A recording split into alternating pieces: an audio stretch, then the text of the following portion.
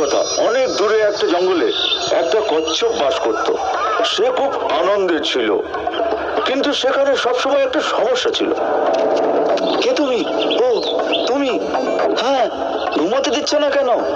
তুমি কি সারাদিন ঘুমাবে? আমি খুব ক্লান্ত। আরে ছাড়ো, তুমি খুব অলস। চলো আমরা রেস করি। রেস? কি ধরনের রেস? এটা খুবই সহজ। কালকে সকালে আমরা রেস শুরু করব। আমি জিতলে তুমি কি দেবে?